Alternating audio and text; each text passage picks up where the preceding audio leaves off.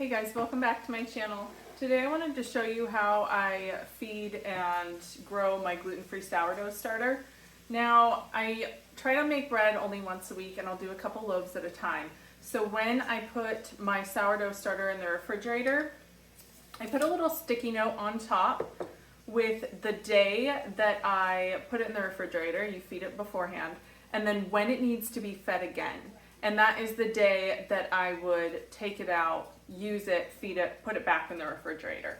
So this is a very hungry sourdough starter. This is beautiful. You want this. This is how it gets in a week's time in the refrigerator.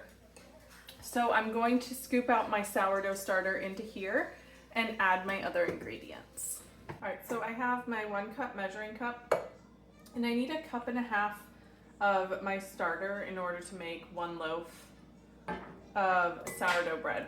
So I'm just going to measure this out here. It is so bubbly and airy, and it smells deliciously sour, but in a good way. You always want a half cup at all times in order to be able to grow like the biggest, the best starter there. Okay, so we have our cup and a half in there. Before I do anything else with my recipe, I'm going to feed our starter here. So before I put it in the refrigerator, I like to do a half cup of flour. Sorry, I like to do a whole cup of flour because my sourdough starter is extremely active. This is just the happiest starter ever. So we're gonna do a whole cup. And then I'm also going to do a whole cup of water.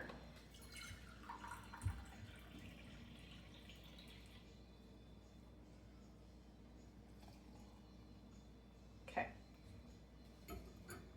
I'm gonna mix this up. All right, so I have this, my flour and water really well mixed in. It's still lumpy, but you really don't need to worry about the lumps because once it starts fermenting, it all just looks airy and lumpy. So I'm gonna put my lid back on and redo my note. So I'm writing the day that I am feeding it and putting it in the refrigerator, and then the day that I need to pull it out. Adding to our recipe here, we need 1 3/4 cups of water. I like to use my filtered water for this. 1 3/4 teaspoon of salt.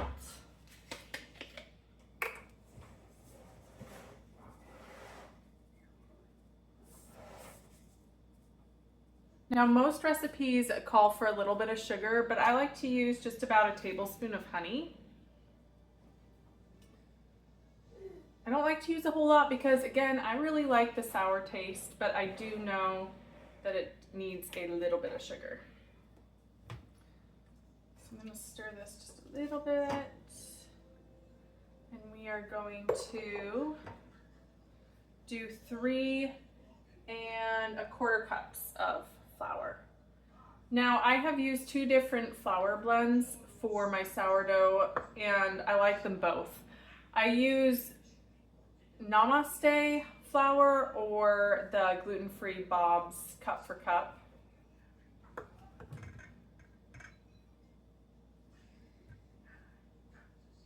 So 3 1/4. As you can see, my measurements are not super precise. My bread comes out perfect every time. So it doesn't have to be precise to be perfect. I have found that you don't have to follow all the rules perfectly with sourdough. It is good to have a backup, but you know, some people do everything perfectly and their sourdough still just kind of goes bad. It could be a number of factors. It could even be drastic temperature changes. It's honestly like having an extremely energy consuming pet. It is another family member. I feel like one of the highest maintenance members of this house is this sourdough. But once you get into a routine and a rhythm, you're like, wow, this is super easy. Why wasn't I doing this for years beforehand? I haven't made sourdough in probably a year. I only just started making it like a couple months ago again because I was buying bread, like sandwich bread and stuff this school year, and then I just got so sick of all the ingredients. Bread is simple and it's delicious. It shouldn't be more than just, you know, flour and water and honey and salt. It should be effortless. It should not have a lot of ingredients. I'm sick of seeing like canola oil and sunflower oil and all these ingredients in our stuff. So it's all mixed up. I'm going to show you how I prepare it for the Dutch oven. And that is by taking, let's see, this bowl.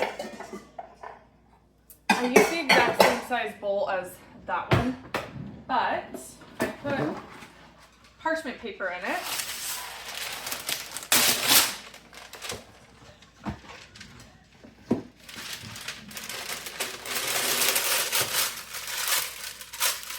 Just like this. Then I will scoop all of this into there.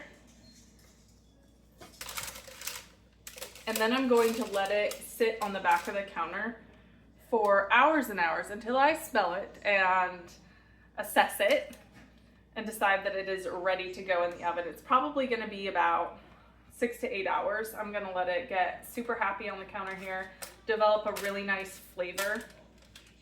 And at that point, I will prepare my Dutch oven and we will go from there.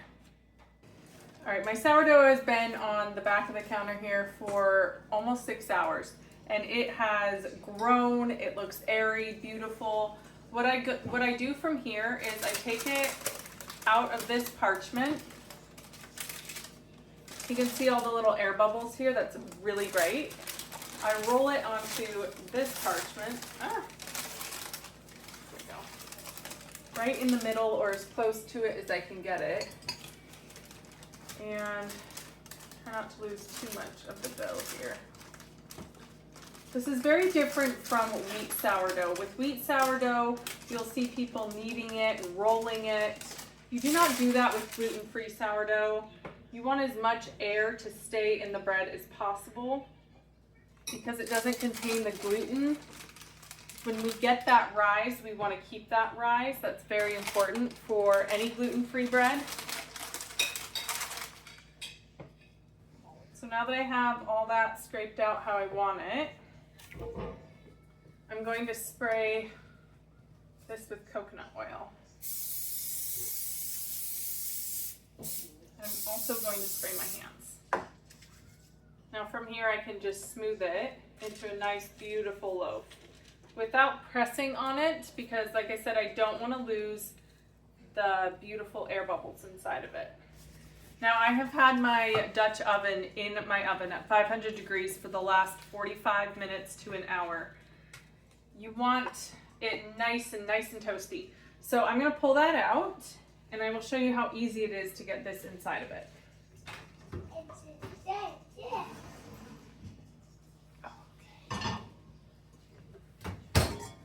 So before we put it back in the oven though, I'm going to reduce my heat to 450 degrees.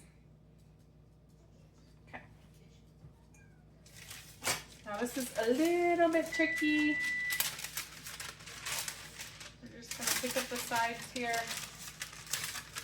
and gently flop it in without losing too much of my shape here. There we go.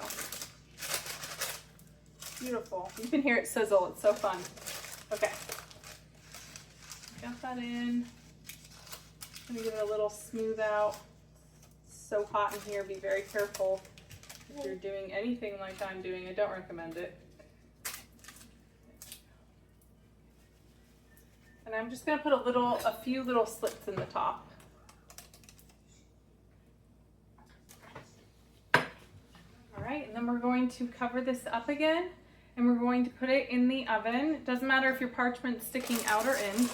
We're going to put it back in the oven on the lowest rack for 45 minutes covered. And then after our 45 minutes is up, I'm going to remove the cover and continue to bake it for 10 to 20 minutes. It depends on what your loaf looks like, how golden it is at the time, and how golden you want it to look in the end.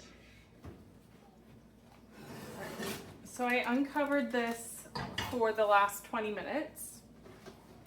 It's really amazing looking. It usually likes to break on me a little bit.